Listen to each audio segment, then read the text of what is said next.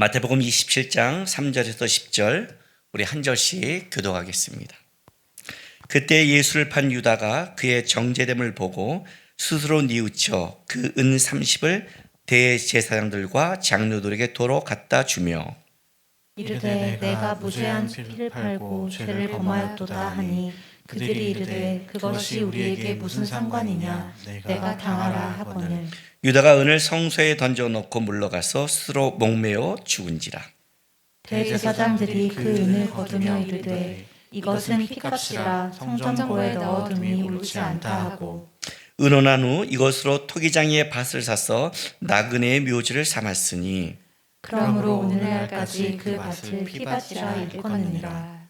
이에 선지자 예레미야를 통하여 하신 말씀이 이루어졌나니 일렀으되 그들이 그 가격 매긴 자 곧 이스라엘 자손 중에서 가격 매긴 자의 가격 곧 은 30을 가지고 토기장이의 밭값으로 주었으니 이는 주께서 내게 명하신 바와 같으니라 하였더라. 아멘. 모태신앙부터 자라는 사람들에게는 좀 그 느낌이 안 오지만 저처럼 그 불교 집안에 있다가 그러니까 타종교에 있다가 예수를 이제 믿은 사람들은 그 예수님을 믿기 전과 후가 되게 명확하게 달라짐을 더 잘 느낍니다. 여러분 예수를 믿고 달라진 게 뭘까요? 많은 게 달라지죠, 삶 속에. 그런데 예수를 믿었다면 꼭 달라져야 될 게 하나 있습니다. 그걸 가지고 저 사람이 얼마큼 변화됐냐의 기준을 삼는 겁니다. 그것은 기준입니다. 내가 여태까지 삶에 살았던 기준이 달라지고 내가 기준이 달라지니까 바라보는 시야가 달라집니다. 우리 예수 믿고 마음이 변했다고 그러죠. 마음이 왜 변합니까? 기준이 달라져서 그렇습니다. 우리 자매들 그잖아요. 20대는 뭐 이상형 그러면 그냥 전부 다 연예인 같은 사람만 얘기하잖아요. 이제 30대 딱 넘어가면 벌써 바뀌잖아요. 기준이 바뀌는 거예요. 기준이 바뀌면 보이는 거예요, 사람이. 그게 마음이 변화가 되는 거예요. 예수를 믿고 가장 중요한 거는 보이는 방법, 생각하는 것, 기준의 문제입니다. 이 말을 제가 왜 전하냐면 오늘 우리 이제 이 가룟 유다에 대해 죽음에 대해서 얘기할 겁니다. 왜냐하면 성경이 증언하고 있으니까요. 베드로는 그 전에 앞에 예수님을 부인했습니다. 그리고 이제 후에 배신한 유다의 죽음을 마태는 앞뒤로 기록하고 있는 겁니다.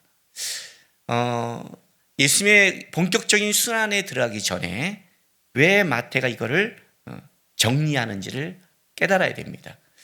왜냐하면 우리 이 베드로의 부인과 그 가룟 유다의 배신을 오늘 읽어보면 사실은 만약 이 땅에 이제 이게 사실이라고 그런다면 베드로가 진짜 쪼다갔고 그래서 가룟 유다는 어때요? 책임진 것 같죠. 사람은 실수할 수 있지만 돈도 딱 던져버리고 자살하고 책임지고 베드로는 자기는 끝까지 쫓겠다고 그러고 갔다가 3번 저지하고 울면서 나오고 또 찌질하게 뭐예요? 가서 고기 나중에 예수님 볼 때 고기 잡고 있잖아요. 누가 보면 베드로가 더 그 찌질해 보이고 가룟 유다가 더 신념 있고 정확해 보이지만 그러나 성경은 그렇게 증언하지 않습니다. 그래서 이 문제가 정립이 돼야 됩니다. 이 문제가 정립이 되고 도대체 베드로가 한 게 뭐고 가룟 유다가 한 게 뭔지를 정립해 놓고 그리고 예수님의 순환과 예수님의 십자가 진 게 뭔지를 기록해 가는 겁니다. 왜냐하면 여기에 세상적인 기준과 세상적인 것이 들어간다면 가룟 유다를 잘못 볼 수 있기 때문에 그렇습니다. 예수님께서 산헤드린 공회에 대제사장 앞에 끌려가십니다. 베드로가 끝까지 쫓아갑니다. 그리고 거기서 3번 부인하죠. 그러나 그 자리에는 베드로만 있었던 게 아닙니다. 가룟 유다도 그 자리에 있었습니다. 가룟 유다도 유심히 그리고 세밀하게 예수님의 신문 과정을 보고 있었습니다. 그 신문 과정을 세밀하게 보고 있고 그러다가 자기 스스로의 내가 무지한 자를 팔았구나 하는 그 느낌 때문에 와서 지금 대제사장 앞에 와서 오늘 한 고백이 오늘 이 고백 중에 하나입니다. 그러니까 예수님의 그 신문 과정을 배신한 가룟 유다가 어떤 의도가 있었겠죠. 정확히 왜 배신했는지 의도가 있을 거 아니에요. 오늘 갖다가 돈을 던져버리면 꼭 돈 때문만은 아니었습니다. 어떤 의도인지 모르겠지만 그걸 세심하게 보고 있고 그걸 보는 과정 속에 있는 겁니다. 그리고 이제 와서 자기가 실수했다는 걸 느낀 겁니다. 후회하고 있는 거죠. 그죠? 자, 그러면 이제 여러분에게 하나 좀 우리가 생각할 문제가 있습니다. 그렇게 후회한 자가 오늘 대제사장 앞에 와서 고백하는 겁니다. 이 고백이 우리에게는 나빠 보이지 않는 거예요. 보세요. 마태복음 27장 3절에서 5절입니다. 그때 예수를 판 유다가 그의 정죄함을 보고 스스로 뉘우쳐 그 은산십을 대제사장들과 장로들에게 도로 갖다 주며 이르되 내가 무지한 피를 팔고 죄를 범하였도다 하니 그들이 이르되 그것이 우리에게 무슨 상관이냐 내가 당하나 하거늘 유다가 은을 성소에 던져놓고 물러가 스스로 목매어 죽은지라. 이렇게 이제 이렇게 만약에 현실에서 이 일이 벌어진다면 아마 가룟 유다에 대해서 돌을 던질 사람은 없을 것 같습니다. 왜냐하면 다 배신했잖아요. 물론 적극적으로 배신할 의도는 없었지만 중요한 건 이거예요. 예수님께서 어떤 고난을 당하고 어떤 위험에 있을 때 결국 다른 제자는 끝까지 쫓지 않는 거에 대해서는 다 증명돼 버렸잖아요. 베드로는 그것을 쫓아가면서 자기는 끝까지 가겠대지만 결국 대표로서 다른 제자의 대표로서 아니다를 가장 증명한 게 베드로고 유다는 물론 배신했지만 그러나 본질적으로 들어가면 예수님을 끝까지 쫓지 않는 건 같은 거예요. 그리고 나중에 결론에 가서는 남들은 각자 자기 길로 갔지만 적어도 유다는 죄책감과 뉘우침을 갖고 자기를 책임을 졌어요. 오늘 만약 이 시대의 법으로 본다면 유다가 자살해 죽은 걸로 아마 더 이상 죄를 물으면 안 된다는 그래도 의리가 있다고 이렇게 판결받을 만한 행동을 한 게 가룟 유다입니다. 자, 먼저 우리가 한번 이걸 생각했으면 좋겠습니다. 가룟 유다는 무슨 생각으로 대제사장을 찾아갔을까요? 제가 지금 오늘 꼭 설교하는 게 그거죠. 그것이 알고 싶다 그런 느낌이죠, 좀. 그죠? 추적하는 게. 이건 좀 추적을 할 필요가 있습니다. 무슨 생각으로 대제사장을 찾아가서 그가 무지하다고 얘기했을까요? 그러면 이것이 끝날 거예요? 여러분, 이 대제사장들이 얼마나 간교한 사람인 줄 아세요? 아마 그 시대 가장 간교한 자를 따지자면 이들일 겁니다. 신앙을 잃어버린 자가 신앙의 이름으로 가장 강한 권력을 잡을 때처럼 간교한 자가 없습니다, 여러분. 이들은 지금 오늘 이 본문에 빌라도에게 넘깁니다. 앞에 그 21장 1절에 빌라도에게 넘기는 장면이 나옵니다. 그 빌라도에게 예수님이 신문당으로 가는 그 와중 속에 이제 대제사장을 찾아온 겁니다. 빌라도에게 넘긴 것은 물론 그 당시에 사형제도가 죽이는 것이 로마에게 있기 때문에 넘기는 것도 있지만 그보다 더 이들은 더 간교하고 깊습니다. 왜냐하면 예수님을 그들이 시험할 때 어떻게 시험했냐면 세금 문제를 갖고 로마에게 세금하는 것이 맞습니까? 라는 것을 한번 시험한 적이 있습니다. 이게 무슨 말이냐면 예수님께서 가이사의 것은 가이사에게로 지혜롭게 넘어가셨지만 로마의 권력과 부딪히기를 원한 겁니다. 그러니까 로마의 힘을 빌리고 싶은 거예요. 자기의 힘을 최소화시킨 겁니다. 그러니까 빌라도에게 넘긴 것은 밀란이 일어나거나 어떤 힘이 동원될 때 로마의 힘과 로마의 배경과 로마의 권력을 끌고 오고 하자는 그 간교함이 있는 겁니다. 그래서 빨리 밤에 그 산헤드린 공회는 밤에 모이면 안 되는데 빨리 모여서 판결해버리고 낮에 모여 정시 판결하고 빨리 넘기는 것은 바로 이 일을 빨리 처결하려는 이들의 간교함이 있는 겁니다. 누구보다 이 간교한 자 속에 찾아간 겁니다. 그러면 그들이 벌써 넘겼는데 그랬어? 네가 무지한 자를 넘겼니? 우리가 그럼 실수한 거니? 우리가 빌라도에 가서 다시 데려와야 되니? 그럴 사람들일까요? 아니잖아요. 왜 찾아갔을까요? 뭐 때문에? 그리고 거기 가서 이제 내가 무지한 자를 했다고 하는 겁니다. 이제 일단 가룟 유다의 것을 좀 끄집어내겠습니다. 자, 보세요. 오늘 우리가 속고 있는 것 중에 하나가 5절 보세요. 4절 5절에 자기가 무죄한 자를 팔았다고 말하고 죄를 범했다고 말하고 유다가 은을 성소에 던져놓고 물러가서 스스로 목매어 책임지고 죽는 것 같이 얘기했습니다. 제가 돈을 던졌습니다. 돈에 관심이 없을까요? 아니요. 그렇지 않습니다. 자, 요한복음 12장.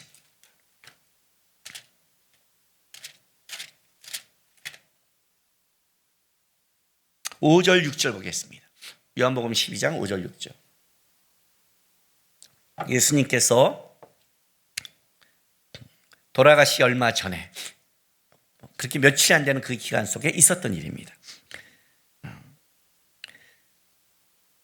마리아가 그 비싼 향유를 예수님 앞에 붓고 예수님의 장례를 준비할 때, 자, 5절 6절. 이 향유를 어찌하여 300데나리온에 팔아 가난한 자에게 주지 아니하였냐 하니, 이렇게 말하면 가난한 자를 생각함이 아니요 그는 도둑이라 돈꾀를 맞고 거기 넣은 것을 훔쳐감이더라. 이렇게 말합니다. 성경이 뭐라고 말해요? 그는 도둑이라. 그는 돈꾀를 맡았고 돈을 훔친 적이 있는, 돈에 관심이 있는 자다라고 얘기를 하고 있는 거예요. 이게 성경의 증언을 전제로 하고 들어가야 됩니다. 그런데 여러분 한번 생각해 보세요. 돈꾀를 맡은 자가 돈을 던졌어. 이 말을 이 생각을 해야 돼요. 돈에 관심이 없어 던진 게 아니라 돈을 사랑한 자가 돈을 포기했다는 거죠. 그게 무슨 말을 하는지를 알아야 돼요. 감옥에 간 사람들이, 물론 저는 이건 경험해 보지 않았지만 얘기를 들어보면 그렇게 담배를 아낀답니다. 근데 어느 날 담배를 막 동료에게 나눠주고 어느 날 막 웃고 다닌대요. 행복하게. 그러면 교도관들이 집중합니다. 왜 그런지 아세요? 그 사람은 곧 자살한답니다. 그러니까 죽을 사람은, 내가 자살하고 딱 마음먹은 사람은요, 자기가 아끼던 거를 다 주고 포기해버립니다. 아우슈비츠 수용소에서 사람은 유대인에게 물었습니다. 그 끔찍한 아우슈비츠 수용소에서 어떻게 살아남았습니까? 눈물과 한숨으로 살았습니다. 그래요. 한숨을 쉰다는 것은 버티는 겁니다. 눈물 짓고 사는 것은 버티는 거예요. 어느 날 막 웃어보세요. 힘든데 막 웃고 괜찮아. 더 두려운 겁니다. 가룟 유다가 돈을 던졌다는 건 뭐냐면 그가 뭔가를 포기한 겁니다. 그런데 여기에 우리가 알아야 될 게 있어요. 가룟 유다는 처음부터 예수를 쫓는 목적이 예수를 쫓는 사람이 아니었습니다. 가룟은 처음부터 그랬습니다. 요한복음 6장 보겠습니다.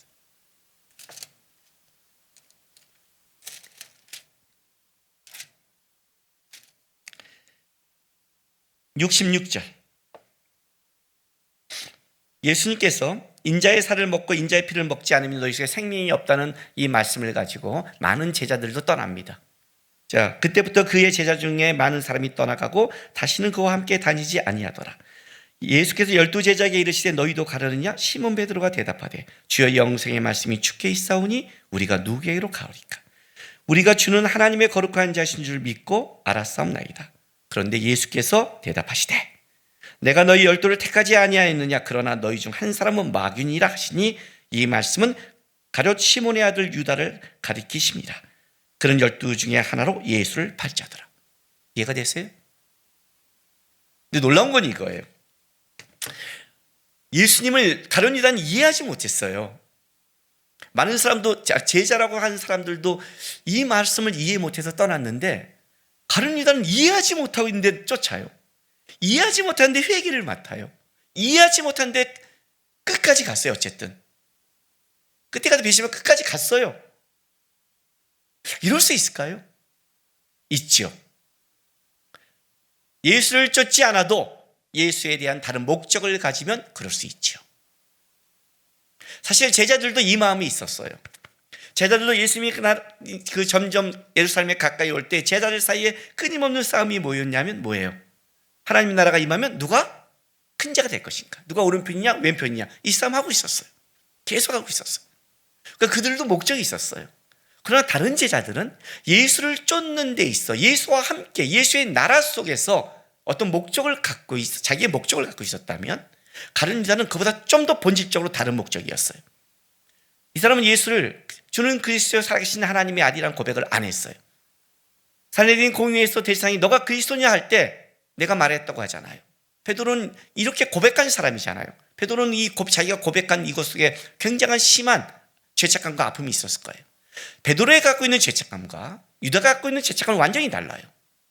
처음부터 그는 목적이 예수를 쫓는 자가 아니었어요. 예수님이 알았어요. 놔뒀죠. 예수님은 많은 사람에게 그거에게 메시아를 얘기하고 기회를 줬어요. 그러니까 베드로는 뭔가 예수를 쫓는 자기의 신념과 목적이 있는 사람이죠. 그러니까 어떤 면에서 이 사람은 세상적으로 만난 굉장히 신념이 강한 사람이에요. 그렇지 않아요? 모든 걸 버리고 쫓는데 자기가 그리스도라고 믿지 않는, 잘못하면 어떻게 돼요?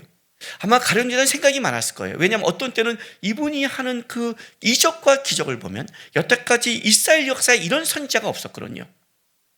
혹시 메시아라면 이분일지 몰라라는 생각을 할 수 있는 분이 예수였는데, 그런데 이분이 하는 길은 하나님의 나라의 임함보다 이런 능력을 가지고 이런 실력을 가지고 어떻게 돼요? 어떤 때는 도망가고 피해가고. 그러니까 이게 정체성이 헷갈린 거예요. 뭔가 있어졌는데, 뭔가 자기의 야망과 신념을 이룰 수 있는 분이라고 쫓는데 그 결정에 가면 의구심이 드는. 그래서 어쩌면 버리지 못하고 쫓아갔을 거예요. 가룟유다가 예수를 팔 때는 예수의 죽음을 의도하지 않았습니다. 왜냐하면 의도했다면 그는 거기서 만끽하고 있었을 거예요. 그가 뉘우칠 정도였다면 다른 의심과, 물론 마귀에 속았지만 마귀에 속았다는 건 어떤 뜻을 가지고 있냐면, 여러분, 미혹된다는 것은 자기 안에 있다는 겁니다. 이 말을 여러분들은 굉장히 점검을 안 하는 것 같아요. 페이스북, 이번에 뉴스에 이렇게 나왔어요. 페이스북에 그 백신을 맞으면 침팬지가 된다는 것이 떠서 수백 개의 계정을 삭제시켰대요. 저 백신 2차까지 맞았습니다. 지금 침팬지가 말하는 건 아니겠죠. 웃죠, 우리. 근데 어떻게 이런 게 갈까요? 백신을 맞으면 뭐예요? 칩이 들어온다는 말도 있잖아요. 예수 믿는 사람들이 막 떨어요. 예수가 우리를 지킨다는 거 생각은 안 해요. 예수를 바라보면 예수께서 함께 한다는 그런 건 없어요. 계시록에 적그리스도가 올 때는 칩을 맞을 때는 적그리스도가 등장한 다음이라고 그랬잖아요. 성경에 등장하고 우상을 만들고 누구든지 칩을 맞게 하고 우상에 절하지 않은 자를 핍박한다는 적그리스도의 분명함을 성경은 얘기하고 있음에도 우리는 예수를 보는 게 아니라 짧게 말해. 그러니까 내가 덜덜덜 떨고 있으면, 뭐 프리메이슨, 일루미나티 막 여러 가지 막 갖고 있으면 뭐가 돼요? 혼란이 오는 거예요. 그러니까 여러분의 혼란은 여러분이 잘못된 것 속에서 오는 거예요. 실제로. 분별은 성경에 있거든요. 말했잖아요.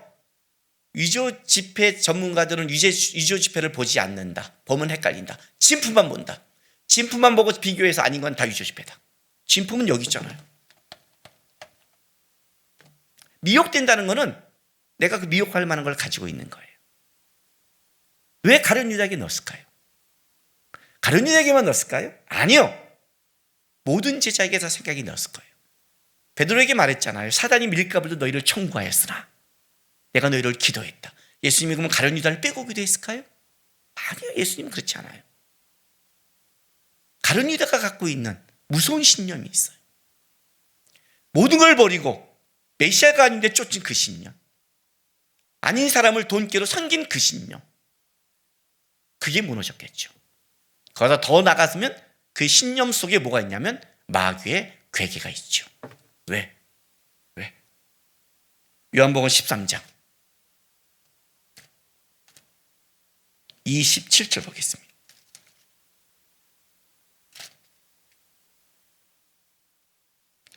(13장 2절에) 사단이 예수를 팔 생각을 가룟유다에게 넣습니다. 그리고 27절에 조각을 받은 후 사단이 그 속에 들어간지라 이에 예수께서 유다에게 이르시되 내 하는 일을 속히 하라. 왜 예수님이 속히 하라 했을까요? 사단이 들어간 걸 알았기 때문에. 그게 사단의 일이니까. 베드로가 주여 그리하지 마옵소서 할 때는 예수님께서는 이렇게 말했어요. 사단아 물러가라 그랬어요. 그 사단이 갖고 있는 생각 물리쳐버린 거예요. 그러나 가룟 유다는 들어간 거예요. 지금 이 가룟 유다에게는 사단이 역사 안 할 것 같아요? 사단이 역사하는 걸 단편적으로 증명할까요? 스스로 죽은 거예요. 사단이 역사하니까 그런 거예요. 자, 질문하겠습니다. 가룟 유다가 돈을 던지고 죽고 딱 했습니다. 의로운 겁니까? 책임진 겁니까? 다른 말로 할게요. 내가 죽으면 끝입니까? 내가 실수하고 잘못했습니다. 내가 죽으면 끝입니까? 내가 죽으면 책임지는 겁니까? 이 논리가 맞습니까? 두 번째, 진짜 자신의 죽음으로 책임질 수 있는 사건입니까?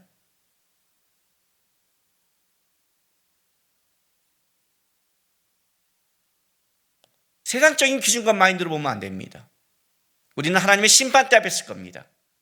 책임은 심판대 앞입니다. 이 땅의 죽음이 책임이 아닙니다, 여러분. 성경은 이 땅에 죽음을 모든 자가 있는 것을 얘기했습니다. 왜? 죄의 싹은 사망이니까. 죽는 것은 죄의 싹입니다. 그리고 주님 앞에 서서 진정한 책임을 묻을 겁니다. 그럼 내가 이 땅에서 책임지고 죽으면 그것이 주님께서 잘 책임졌다 하는 주님이 인정할 만한 것입니까? 가룟 유다는 크게 두 가지 잘못했습니다. 예수님을 죽이는 타살을 시켰고 자기가 죽는 자살을 했습니다. 남을 죽이는 것도 지가 했고 자기가 죽은 것도 자기가 했습니다. 그래서 성경은 강조하는 게 하나 있습니다. 오늘 본문에. 자, 3절 보세요. 그때 예수를 판 유다가 그의 정죄함을 보고 스스로 뉘우쳐. 어떻게 뉘우쳐요? 뉘우쳐에 빠지지 마세요. 스스로. 5절. 유다가 은을 성소에 던져놓고 물러가서 또 뭐예요? 스스로 목매어 죽은지라. 그는 항상 스스로 살아가는 사람이었습니다. 이거는 예수를 안 믿는 모든 사람의 특징입니다. 세상 사람의 기준은 스스로 살아갑니다. 이게 베드로의 차이점입니다. 베드로는 주님을 쫓기 위해 간 겁니다. 그의 연약함으로 무너졌지만 그는 주님의 말씀 때문에 운 사람입니다. 그는 스스로 살아간 자가 아닙니다. 뉘우치려면 예수 앞에 가야죠. 아직 안 돌아가셨잖아요. 십자가를 지고 갈 때 그 밑에서 울어야죠. 주님 잘못했습니다. 십자가 옆에 죽기 전에 두 강도를 기억해 보세요. 그때 구원받은 한 강도. 십자가 옆에서도 구원받았어요. 십자가 옆에서 그 밑에 와서 주님 죄송합니다. 제가 무지한 분을 팔았습니다. 그 주님의 죽음을 보고 백부장도 무지한 자로 고백하잖아요. 회개를 하려면 주님 앞에 하죠. 이걸 보고 후회라는 겁니다. 회개와 후회의 차를 얘기했죠. 회개란 180도 방향을 돌이키다는 뜻이었잖아요. 내가 내 인생을 살아가다가 예수님 때문에 인생을 180도 돌이켜가는 걸 회개고, 가다가 울고 어떻게 돼요? 그 길을 그냥 가는 거를 후회라고 그랬잖아요. 후회하는 사람과 회개하는 사람은 달라요. 뉘우치니까 됐다고 생각해요? 아니죠. 이게 어떻게 뉘우친 거예요? 언제 성경이 이걸 뉘우침이라고 얘기한 적이 있어요? 아직 예수가 계시거든요. 나중에 예수님이 와서 베드로를 회복시킨 거 못 봤어요? 너가 나를 사랑하느냐? 조반을 드시면서. 베드로는 끝까지 예수 앞에 살아가는 사람이에요. 겉모습은 베드로가 쪼다같이 보일지 모르지만 그는 생명의 말씀이 주께 있사오니 그 주님을 배반한 그 수만 속에 주님 앞에 울었고 주님의 말씀 때문에 가슴을 친 사람이에요. 그는 이 속에 가룟 유다는 주의 말씀이 없어요. 대제사장 앞에 가요. 왜요? 당시의 종교법에 의하면 대제사장은 어떤 사람이냐? 사람의 잘못을 가지고 하나님 앞에 죄를 사하는 종교적 책임을 맡고 있는 자예요. 종교적인 책임 있는 자에 온 거예요. 그냥 자기의 죄책감 속에 온 거예요. 내가 무지한 자를 팔았다. 그럼 제사장이 용서할 것 같아요? 아주 재밌어요. 재밌는 게 뭔지 아세요? 첫 번째, 이 가룟 유다가 용서받을 수 없다는 것을 증명한 첫 번째는 가룟 유다 자신이 자기가 용서받을 수 없는 짓을 했다고 자기가 자신을 증명했어요. 자살로, 말로. 그런데 자기만 증명한 게 아니에요. 두 번째는 4절 보세요. 27장 4절. 이르되 내가 무죄한 피를 팔고 범죄하였도다 하니 그들이 이르되 그것이 우리에게 무슨 상관이냐? 내가 당하라. 제사장이 죄를 사해 주냐 아니라 내가 당하라. 우리가 무슨 상관이냐? 왜냐하면 알잖아요. 대제사장들도 알고 있어요. 자기들의 정치적인 수법을. 지가 동조해놓고 이제 와서 무슨 거룩한 척하는 거야. 그리고 뭐라고 말하냐면 그 성도의 돈을 던졌는데 6절 7절 보세요. 대제사장들이 그 은을 거두어 이르되 이것을 핏값이라 성전과에 넣어둠이 옳지 않다 하고 의논하는 이것으로 토기장의 밭을 사서 나그네의 묘지를 삼았으니. 나그네 이방인이에요. 이방인들이 가다가 이스라엘 때는 죽을 수 있잖아요. 지금도 이렇게 이 시대에도 지금 이런 코로나 바이러스 재앙이 들면 타국에서 죽는 사람이 있는데 이 당시는 어떻게 했어요?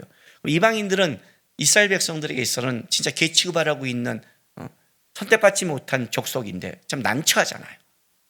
이런 족속들, 이런 족속을 위해 사자 해서 뭘 사냐면 토기장이의 밭인데 토기장이가 뭐냐면 점토 파는 곳이에요. 그러니까 토기하려고 점토를 파는 곳이니까 아마 점토가 다 파였으면 싸게 그 밭이 나올 수 있는 그런 밭을 사서 걷다가 뭘 하는 거예요? 묘를 만들어주는 거예요. 이제 무덤을 하는 거예요. 근데 중요한 건 이거예요. 뭐 나그네를 대접한다 이런 항상 좋은 뜻으로 가지 마세요. 우리는 꼭 웃긴 게 뭐냐면 좋게 볼 걸 좋게 안 보고 나쁘게 볼 걸 좋게 봐요. 하여튼 희한한 눈을 가졌어요. 이런 돈을 성수에 넣을 수 없어라고 대제사장들이 말하는 겁니다. 이런 돈은 지네가 준 돈 지네가 받은 거예요. 뭐라고 그래요? 자기와 함께 동조한 자도 가룟 유다의 행동을 인정하지 않았습니다. 증명이 된 거예요. 가룟 유다 스스로도 증명했고 그들과 함께한 자들도 가룟 유다의 돈은 걷다 쓸 수 없는 더러운 돈임을 증명한 거예요. 증명했어요. 세 번째, 오늘 본문은 가룟 유다의 삶을 그냥 끝나는 게 아니라 이렇게 끝내요. 9절 10절.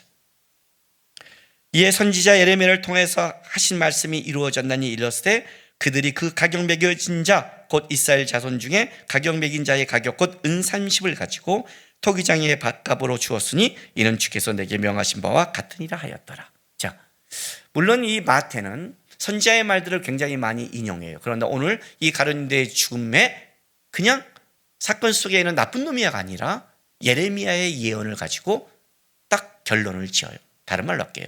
성경이 미리 예언된 말씀이라는 거예요. 그러면 우리는 이렇게 생각할 수 있죠. 그럼 가룟 유다가 이렇게 한 게 그러면 잘한 거네? 아니요. 그 얘기를 하는 게 아니에요, 여러분. 가룟 유다의 어떤 행동을 정당화하면 안 되는 거예요. 왜? 이 말씀은 실제는 직접적으로 이 예언의 말씀을 들은 건 스가랴서예요. 예레미야의 말씀을 갖고 왔는데 예레미야서는 18장에 종합적으로 보면 이 말씀의 예언과 적합하지만 직접적인 것은 스가랴서예요. 먼저 스가랴서를 볼게요. 스가랴서 11장 12, 13절.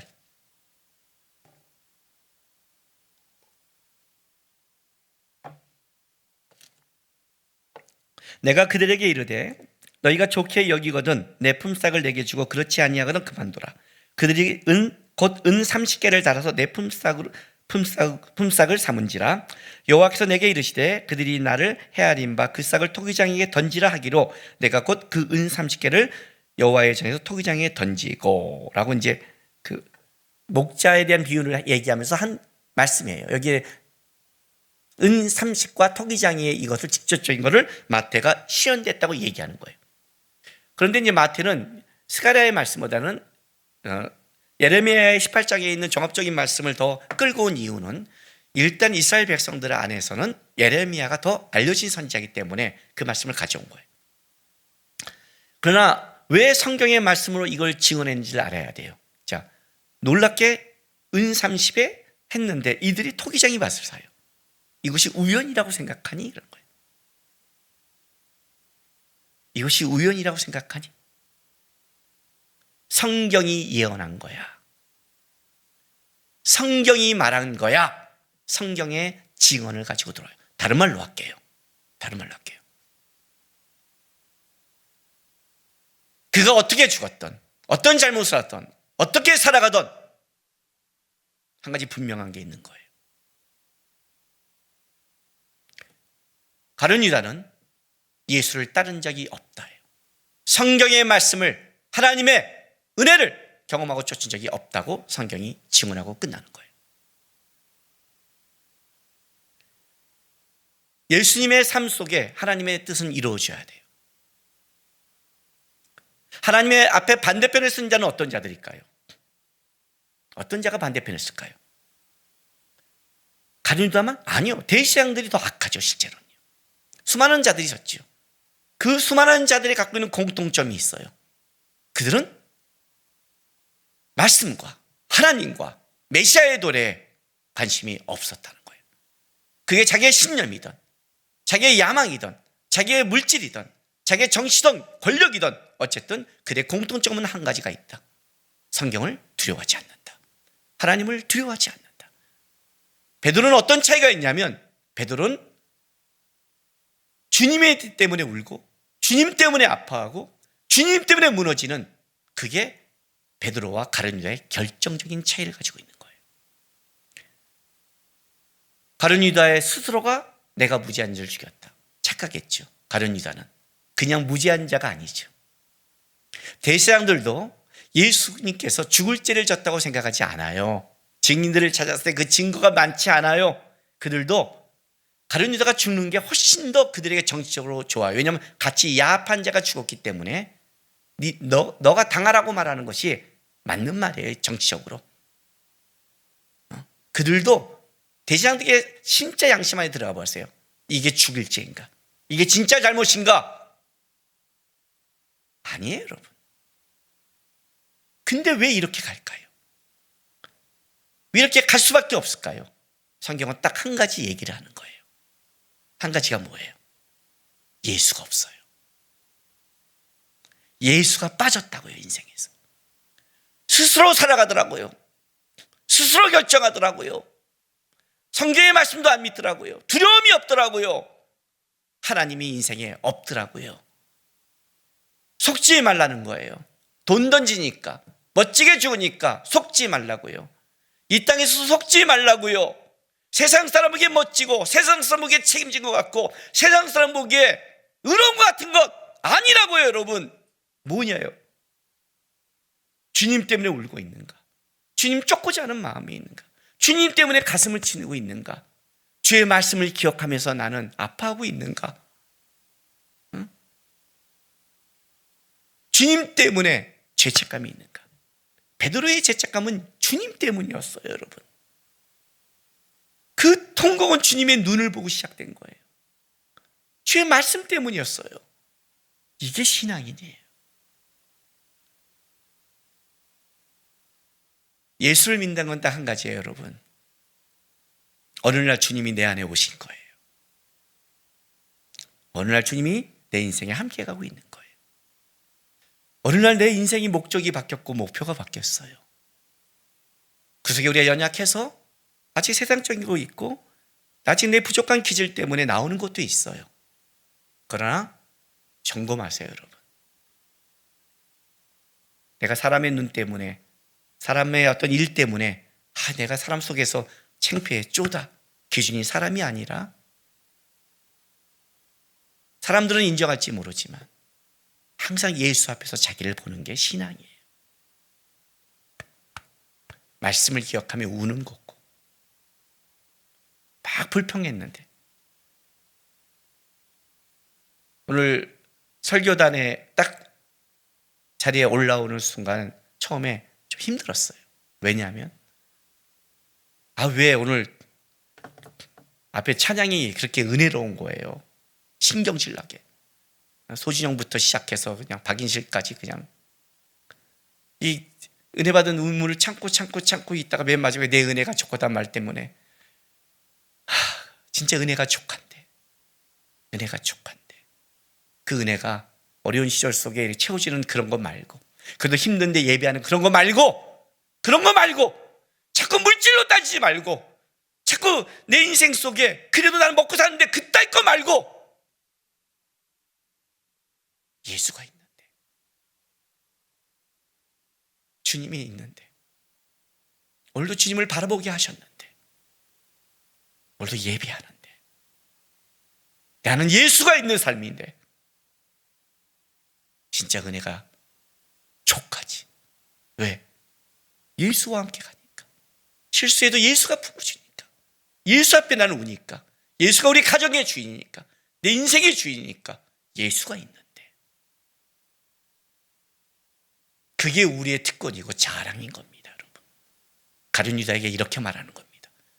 네가 스스로 네 주가 아무리 의롭다 해도 그 스스로 살아가는 삶은 그게 저주고 그게 죄악이야. 예수가 빠진 삶이 죄악이야. 성경이 증언하잖아. 그게 불쌍한 거야.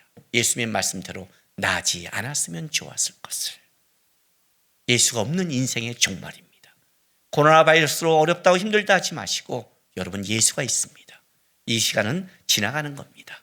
그러나 예수 앞에 쓴 다음에 우리에게 온 그 영원한 시간은, 그 영광은 장차 고난에 비교할 수 없다는 걸 꼭 기억하시고, 여러분 부족해서 울고 부족해서 넘어질 수 있지만 예수 앞에서 우시고 예수님 붙잡으시고 예수님 바라보시면서 한 걸음 한 걸음 예수와 함께 걸어가는 주의 자녀가 되길 부탁드립니다. 기도하겠습니다.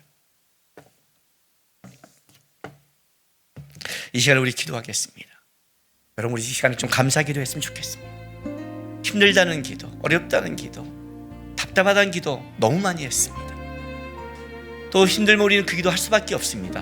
하는 게 죄도 아닙니다. 힘들 때 힘들다고 하는 것 당연한 겁니다.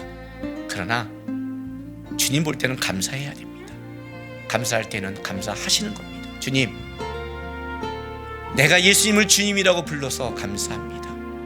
내 인생이 스스로 가는 게 아니라 주님과 함께 가서 감사합니다. 지금 이 자리에 주님이 함께하고 인도할 걸 믿기에 오늘 감사의 고백합니다. 넘어지고 쓰러질 때 있지만 베드로처럼 주의 말씀을 기억하며 울며 주님 바라보며 울며, 넘어지고 쓰여도 예수와 함께 가는 제 인생 되게 해달라고 이 시간 다 같이 기도하며 나가겠습니다. 기도하겠습니다. 거룩하신 우리 아버지 하나님, 감사합니다.